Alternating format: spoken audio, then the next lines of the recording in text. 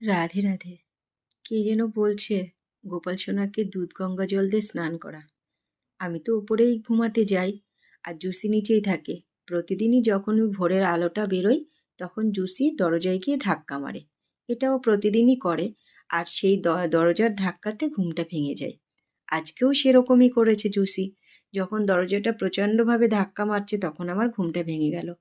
আর সঙ্গে সঙ্গে মনে হলো কে যেন বলছে তাড়াতাড়ি ওঠ, গোপাল সোনাকে দুধ গঙ্গা জল দিয়ে স্নান করা। তো ওইটা ভেবেই আমি তাড়াতাড়ি করে উঠে গেছি। তাড়াতাড়ি করে স্নান করে চলে গেলাম দুধ আনতে। আমাকে যে দুধ যোগান দেয় সে আবার দুদিন দুধ দেবে না বলেছে, কারণ আমার বাড়িতে দুদিন দুধটা জমে গেছে। তা বললো দিদি তাহলে দুদিন অফ থাকুক, দুদিন পরেই দেবো। এবার আমি ভাবছি যে এই সকালবেলায় যদি আমি দুধটা না পাই, কারণ ও তো আমাকে দুপুরবেলায় দুধ দেয় আর সকালবেলায় ও তো যোগান দিয়েই দেয়। তখন আবার ভাবলাম যে না, যদি ওর দুধ নাও থাকে তাহলে বলবো যে তুমি একটু দুইয়ে তারপরে দাও, কারণ আমার গোপাল সোনাকে দিতেই হবে। আমার মনের মধ্যে শুধু ওই কথাটাই বারবার বাজছে যে তাড়াতাড়ি করে গোপাল সোনাকে দুধ আর গঙ্গা জল দিয়ে স্নান করা। তো রীতিমতো আমিও গেছি। আর তখন দেখছি কি ও যেন কার জন্য এক পোয়া দুধ নিয়ে বেরোচ্ছে। তো আমি তাড়াতাড়ি করে আমি বললাম যে এই দুধটা আমাকে দাও। ও দিয়ে দিল একদম, বলতে বলতেই দিয়ে দিল। তো সেই দুধটা নিয়ে চলে এলাম। আর আজকে একটু দই, দুধ আর গঙ্গা জল, আর কিচ্ছু দিইনি।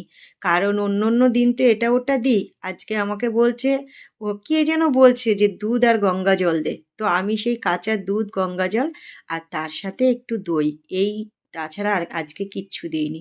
তো সোনাকে স্নান করিয়ে দিলাম আর সোনাকে বললাম, সোনা আমি কি কোনো দোষ করেছি? তুমি এরকমভাবে আমাকে আজকে কে বললো আমি বুঝতে পারলাম না। আমি যদি কোনো দোষ করে থাকি তুমি আমাকে ক্ষমা করো। আর এরকম করেই বলে দিও, তাহলে আমার খুব ভালো লাগবে। কারণ আমি তো খুব অবুঝ, আমি কিচ্ছু বুঝি না। আমি তোমাকে যেভাবে সাধন ভজন করি আমার মনে যতটুকু আসে সেইটুকু নিয়ে।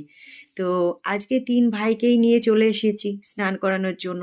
আর মনটাতে ওই একটা কথাই বারবার আমি ভাবছি। আর সোনাকে স্নান করাচ্ছি আর সোনাকে বলছি, সোনা আমি জানি না কেন আজকে এই জিনিসটা হলো, তবে সব কাজ বন্ধ করে স্নান করে আমি চলে এসেছি সোনাকে আগে স্নান করাতে। এমনিও তো শীতকাল, তাড়াতাড়ি করে স্নানটা করিয়ে দিতে হবে। তো যেরকমভাবে পারলাম দুধ গঙ্গা জল আর দই দিয়ে সোনাকে স্নান করিয়ে দিলাম। তার মধ্যে তো অবশ্যই একটু ফুল, তুলসী পাতা, দুব্বো এগুলো আছে।